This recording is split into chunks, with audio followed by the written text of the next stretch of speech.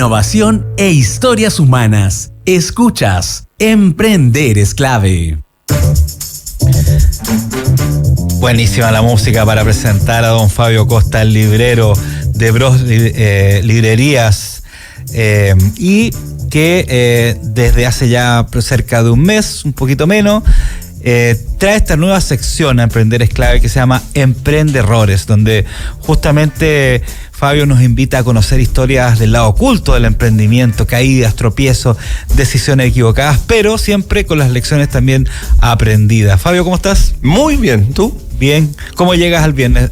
¿Con ánimo o derretido? Hay dos formas, no hay llego negro. A esta sección llego mucho ánimo. ¿Sí? Sí. Pues salgo acá y vuelvo a la pena de la derrota. Oye, siempre me he preguntado a alguien como tú que tiene una librería, ¿no es cierto? Me imagino que debes leer muchísimo, ¿no es cierto? Cuando estoy con buena racha, sí. Ya. ¿Y cuántos libros te leí al mes, por ejemplo? No, yo diría que cuando estoy con mi racha así de lectura, me leo un libro a la semana. Ese es como... Un libro a la semana, ya, pero igual harto. Que es harto, pero tampoco es una locura. Yo conozco gente que se va a volar. Claro. Lo que sí, yo me pasa que ando con muchos libros, leyendo muchos libros en paralelo, ¿cachai? 2 o 3 libros muchas veces. Ah, típico. Cuando ando con buena racha, hay momentos, ahora ponte tú, estoy en sequía de lectura. Me terminé unos libros hace como un mes, una saga que eran como 6 libros, no sé qué. Me leí el libro de la Paulina Flores, que es una escritora chilena que me encanta. Y desde entonces no he logrado enganchar. No, pero ando con uno en la mano así. ¿Pero te gusta más la literatura de ficción? Sí, hoy día estoy leyendo harta ficción. Justo hoy día en la mañana vino Joaquín Lavín a mostrarnos su último libro en la mañana. Tú tienes que estar leyendo este día. Chile, ¿ahora es cuándo? Que es un ensayo, básicamente. Sí. Y hace un par de años sacó otro, si me acuerdo. Sí, es como el segundo o tercer libro. Oye, ¿y eres de los que cuando no te gusta un libro lo dejas nomás? Le doy 20 páginas y si no, chao. Y ya somos del mismo club, entonces. Sí. Y yo sé que es una cuestión que mucha gente te dice así como, no, yo lo tengo que terminar, pero es que me pasa que... No, ¿para qué? Es como una serie. ¿Para qué la voy a pasar? ¿Para qué la voy a sufrir? Exactamente. Y si ya no te enganchó en 20 páginas, en 50 páginas, que ya es harto, no te va a enganchar. Bueno, oye, vámonos con el tema. ¿Qué invitado nos tiene en esta sección Emprende Errores hoy día? Bueno, hoy día te traigo un invitado que... Si te pregunto, ¿cómo crees tú que nosotros nos conocimos? ¿Qué nos conectó? ¿Nosotros? No, el invitado de hoy, Marcelo, conmigo. ¿Cómo crees qué fue lo que nos conectó? Los libros. Un libro, exactamente. Ya, así lo conocí, él estaba armándose un libro, amigos en comunes nos conectaron y de ahí hemos así ido desarrollando esta bonita amistad. La historia de él es muy interesante, te lo presento. Marcelo Orlando es publicista, conferencista y escritor. Fue fundador de una gran agencia de publicidad llamada Creativa, con varias oficinas en Hispanoamérica. Hoy vive en Miami, asesorando a marcas y celebridades, convirtiendo a clientes en fans. Eso es clave, a clientes en fans. Pero muchos lo conocieron cuando llevó a H. Bahía a lo más alto del estrellato. Hoy Marcelo nos abre las puertas de su historia personal en una entrevista donde el marketing cede el espacio al alma y donde el éxito se pone en juicio. ¡Uy, qué bueno, Marcelo! Bueno. Yo debo haberme cruzado con él.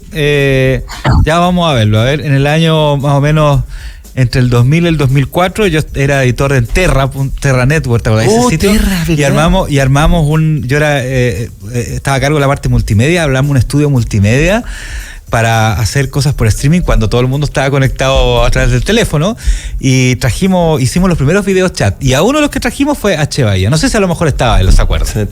Te veo, Marcelo, por ahí, desde Miami. Hola, ¿cómo están? Hola. ¿Cómo está, Marcelo? Saludos. Chiquillos, hola, por supuesto que me acuerdo lo de Terra. ¿Viste? Era toda una innovación, toda una novedad, todo lo que estaban haciendo fue tremendo en esa época. Fue el inicio de este tremendo cambio que hemos estado viviendo los últimos 20 años. Tal cual. Así es. Cache, hoy día conectándonos desde Miami, Chile, Miami, como si fuera lo más natural del mundo. Hoy día ni siquiera uno se lo cuestiona. Tal cual. Increíble. En esa época bajar un archivo, bajar un PDF de 2 megas era todo un desafío. Ya, ¿cómo empieza tu historia como emprendedor? Y me imagino que vamos justamente a hablar de los H. Bahía y lo que pasó después. Claro, ¿no? Exactamente. Entre otras cosas, como porque eres multiemprendedor, veo. Sí, hemos hecho muchas cosas con aciertos y con desaciertos, con victorias y también grandes fracasos. Y nada, yo salí de la universidad y con un compañero, estudiaba en la Mónica Herrera, publicidad, y con un compañero de la universidad creamos bastante jóvenes. Él tenía 23 años, yo 26, una agencia que se llamó Creactiva Promociones, que en muy poco tiempo, increíblemente, fue un tremendo acierto. Nos convertimos en una agencia muy exitosa en Chile que hacía todas las grandes campañas promocionales con Coca-Cola, con Nestlé, con Unilever, con las grandes marcas. No sé si se acuerdan, por ejemplo, las pistolitas de agua de Capo, que fue todo un fenómeno. Sí, verdad. Vamos chilenos a Francia con cerveza Cristal. Sí. Llevamos a los ganadores del concurso que hicimos con el Chino Ríos para llevarlo a los Grand Slam, que se llamaba Tu Apoyo es Vital, que lo hicimos con Vital de Coca-Cola. Es decir, rápidamente con mi socio Emilio Abot tuvimos un tremendo éxito, porque parecía que las marcas estaban buscando más activaciones, más acciones de venta para lograr mover sus negocios, sus marcas. Y nosotros caímos como anillo al dedo. El negocio promocional existía, eso era, ¿se acuerdan de eso de dos tapitas más 500 pesos, llévate regalo tal cosa? Sí. Bueno, eso ya venía desarrollándose un tiempo. Habían algunas empresas que lo hacían, pero nosotros fuimos la primera agencia con publicistas titulados, expertos en marketing, que le daban mucho más valor a esas acciones. Entonces eran mucho más sofisticadas, más atractivas, involucraban. Nosotros patentamos, por ejemplo, en ese entonces el concepto de Vamos Chileno, que tomar un concepto popular y transformarlo en una marca, y hacer esta campaña con Cristal fue todo un hito. Entonces la verdad nos iba bastante bien.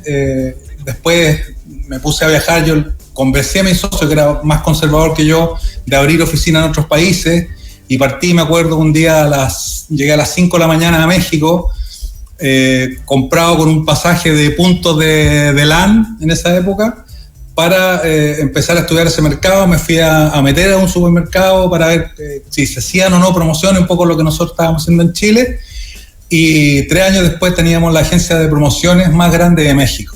Bien. Y así estuvimos en ese proceso varios años, y bueno, vamos a hablar hoy día de lo que pasó con H. Bahía, y vamos a hablar también del lado B de esa historia, porque no solo, yo no quiero concentrarme en el éxito, para ser muy fiel a lo que me pidió Fabio de hablar de los grandes fracasos, que también solo que de alguna manera nos sellan la piel y nos hacen crecer y nos hacen transformarnos. Entonces me pareció súper interesante contar el lado B de esa historia. Pero tú de Creactiva a H. Bahía, ¿hay un vínculo natural ahí o se dio circunstancial que tuviste Totalmente natural, porque ellos se acercaron a pedirnos ayuda porque estaban empezando a ya ser conocidos en el Mecano, que fue el programa de Megavisión en ese entonces, que estaban empezando a tener popularidad, pero estaban con muchos problemas. Uh-huh. Estaban con problemas de que se le habían metido varios managers, estaban cobrando muy poco dinero, el canal no se estaba portando bien con ellos y les pagaba, esto no sé si la gente lo sabe, yo escribí un libro después de esto, 300,000 pesos al mes por tenerlos todos los días en pantalla, y ellos llegaban en micro a trabajar. Era una cosa bastante extraña, y cuando les tocó, digamos, negociar un contrato, no fue una muy buena negociación. Entonces estaban en problemas. El primer disco que lanzó Mecano, utilizando las músicas que bailaban los H. Bahía en el programa, ellos no recibieron ni un centavo.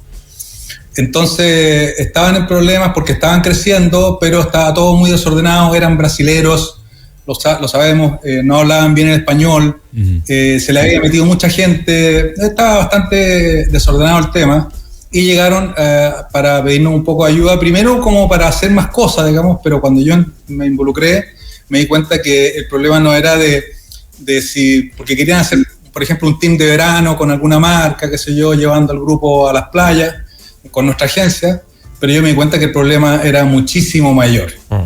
Oye, perdona, sí. Es que te iba a decir ya, porque es que es una historia muy, muy, muy atractiva, sin duda, pero nos quita el foco, porque en el fondo nosotros sabemos que el fenómeno de H. Bahía, claro, creció.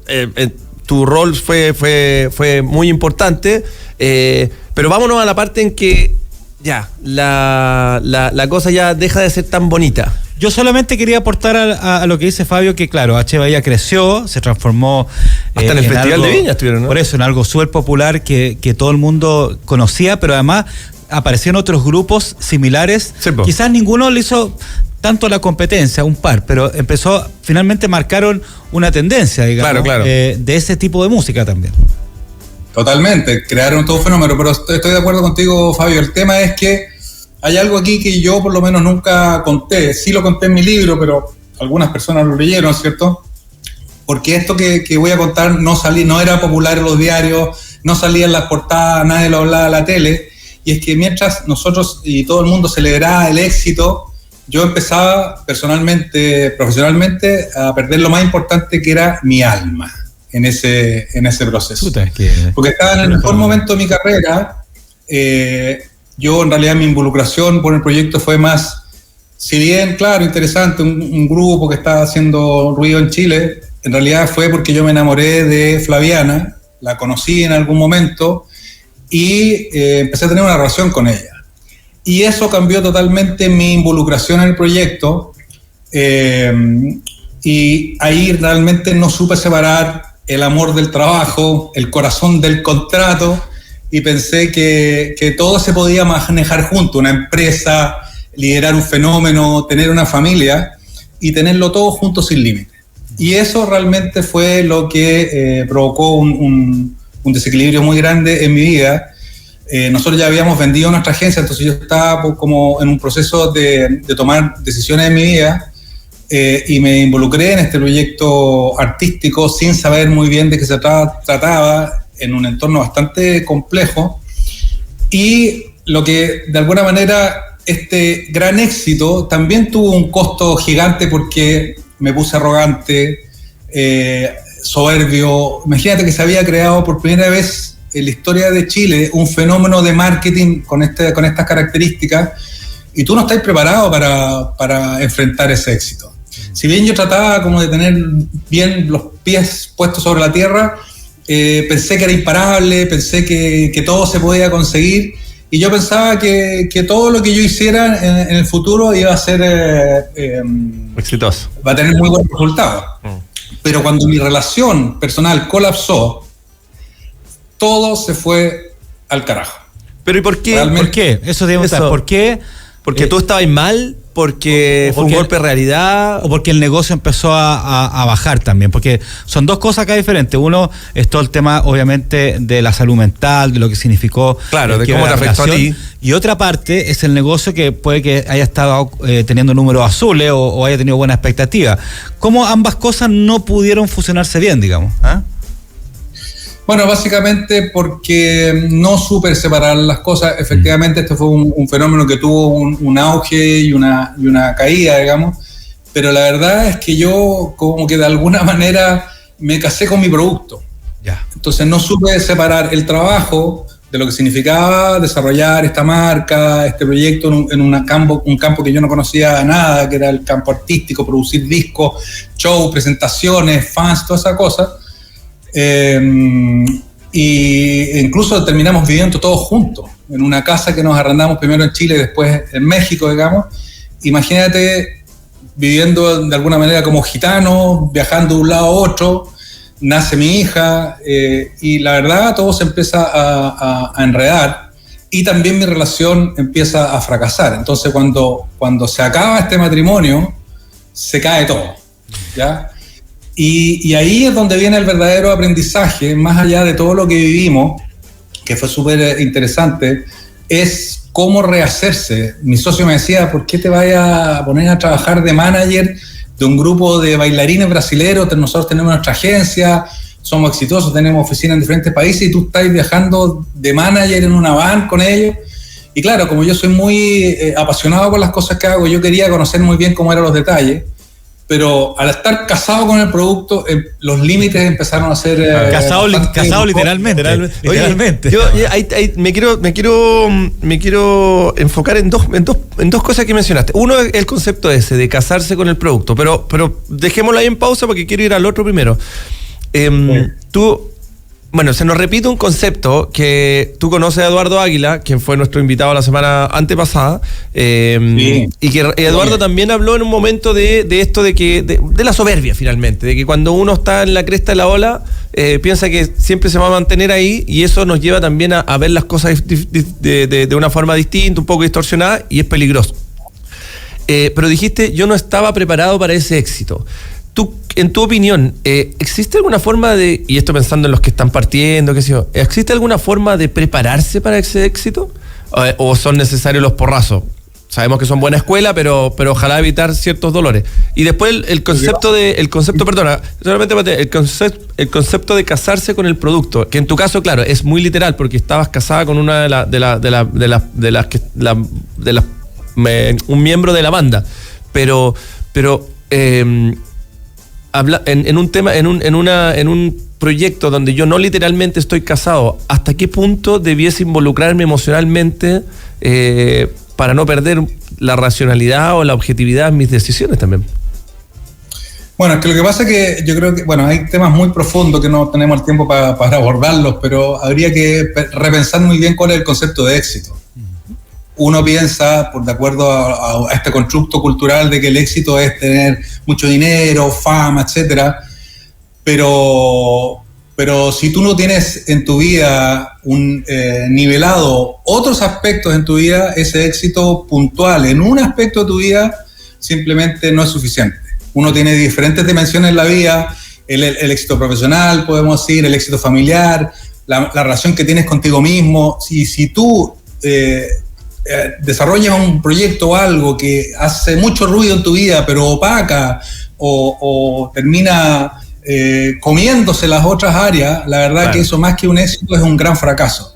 Entonces, respecto a hablar de éxito, es importante. Casarse con el producto, bueno, yo soy súper involucrado en todos los proyectos que hago, pero en realidad nunca me había pasado que literalmente estaba casado con el producto, porque la líder del grupo era mi señora, y era muy difícil dimensionar cuando hablábamos del proyecto y ella como producto, y cuando hablábamos como matrimonio, proyectábamos una vida, había nacido nuestra hija, y todo eso funcionó medianamente, caóticamente, pero funcionó medianamente bien, hasta que esta relación, el éxito del grupo, los problemas, la eventual caída que venía, etcétera, todo eso finalmente terminó por destruir nuestro matrimonio.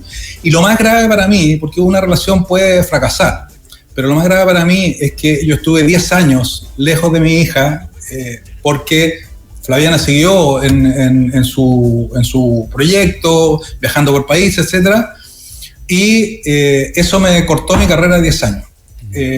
¿Por qué la cortó? Por una decisión personal, porque yo decidí estar donde mi hija estuviera. Claro. Entonces todos los meses viajaba a Centroamérica, cuando tuvo 3 años en Centroamérica, para estar todos los meses con mi hija y ser papá presente, y eso me imposibilitó de continuar mi ascendente carrera profesional. Pero fue una decisión que yo tomé, y la tomé feliz, con dificultades, con tristeza, en el sentido de que había, de alguna manera, entre comillas, arruinado ese periodo de mi vida profesional que venía creciendo, pero le di foco a eso, y hoy día no me arrepiento para nada, porque mi hija tiene 21 años y tenemos una relación maravillosa, y además eso me permitió crear al menos una estrategia de, bueno, ¿qué voy a hacer ahora? Tengo que estar presente con mi hija, ya no estoy desarrollando el proyecto de los HBI, etcétera, ¿qué es lo que hago? Y ahí empecé a hacer consultor, y empecé a viajar a Miami, porque hacía Santiago, Salvador, Miami, Santiago, Salvador, para estar siempre al menos una vez al mes con mi hija. Y ahí, cuando conocí a la gente de Zumba, por ejemplo, y empecé a sudar acá en Estados Unidos, y después eso se transformó en todo un fenómeno. Entonces, cuando hablamos de éxito, es importante entender cuál es el concepto de éxito. Y cuando uno se enfrenta a una situación de esta naturaleza, que ya todo es incontrolable y todo resulta ser muy difícil, el proceso de transformación viene cuando tú tienes la caída, no cuando está el éxito. Del éxito, claro, tú no aprendes nada. No aprendes absolutamente nada, porque te pones soberbio, arrogante, crees que puedes hacerlo todo.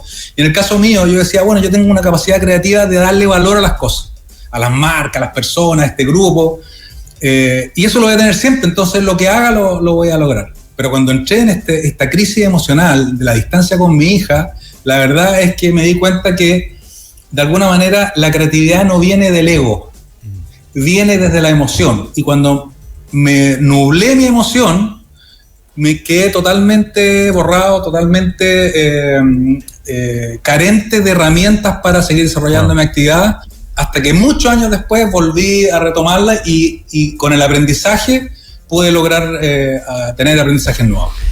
Marcelo, nos queda un minutito, me parece increíble la historia, pero tenemos que seguir con el programa. Fabio tiene una pregunta para que a ver si la puede responder. Sí, es un desafío grande mi pregunta para un minuto, pero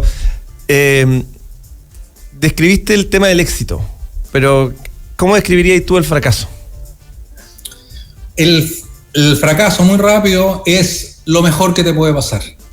Porque ahí están los aprendizajes, ahí está el crecimiento, ahí están las áreas nuevas, ahí está incluso el potencial de una persona. Porque si yo fracaso en algo me está queriendo decir. Hay una noticia poderosa que si yo lo resignifico y lo transformo en algo de valor, ese fracaso me va a llevar a un éxito muchísimo mayor y probablemente en 360 grados, que no solamente va a ser algo puntual, sino que todas las dimensiones de la vida de una persona se van a enriquecer por el aprendizaje que trae ese fracaso. Marcelo, buenísimo, digamos, esa reflexión final. Ese es un poco el espíritu de esta el espíritu como que el fracaso verlo como algo, obviamente siempre va a ser indeseable, porque no se lo decía para nadie, pero... Claro, es la única forma de aprender, digamos. Exactamente. Ahora, los costalazos a veces son más grandes, como le pasó a Marcelo, a veces son no tan grandes, a veces incluyen cosas emocionales y de vida personal, a veces incluyen temas más financieros. Así que Marcelo Borlando, publicista, conferencista, escritor, fundador además de una gran agencia de publicidad llamada Creativa, ¿no es cierto?, que con varias oficinas en Hispanoamérica, fue representante en su momento de H. Bahía, este fenómeno, ¿no es cierto?, de marketing además, ¿no es cierto?, súper importante en Chile, claro. A principios del siglo. Eso es, a principios del siglo, sí. Tal cual. Así que muchas gracias por acompañarnos en Emprende Errores, Marcelo. Un abrazo, buen fin de semana. Gracias muchachos, gracias y felicitaciones. Excelente este espacio. Excelente, oye, muchas gracias Marcelo, te mando un tremendo abrazo. Chao amigo, que estén muy bien. Chao. Saludos. Fabio, 1.000.000 de gracias por traernos esta tremenda historia, buenísima. Encantado, oye, yo insisto, muchas gracias a ti, a la radio, porque por apañarnos con este espacio, porque creo que se puede aprender mucho esto. Súper, que tenga buen fin de semana. Igualmente. Un abrazo. Escucha Voces del Bosque, un podcast de Arauco donde aprendemos a conservar el presente para construir el futuro. Disponible en Spotify y YouTube. Arauco, renovables para una vida mejor.